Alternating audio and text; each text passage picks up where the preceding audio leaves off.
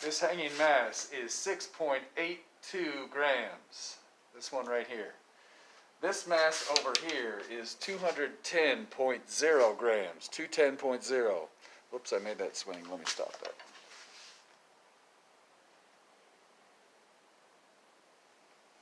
Okay, we see that these two legs are 100.0 centimeters apart.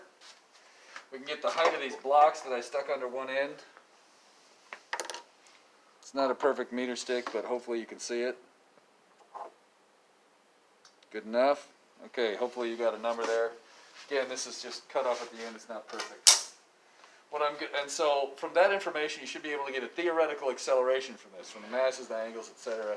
You can get the angle from the heights.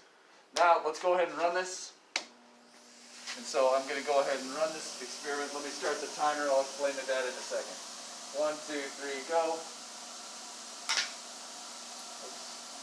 Okay. Go ahead and come over here.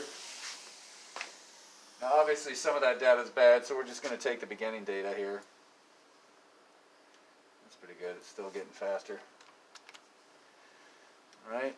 Let's go over into here. Whoops. We're going into Microsoft Excel. I'll explain the data in just a second. All right. And so here we have, got it.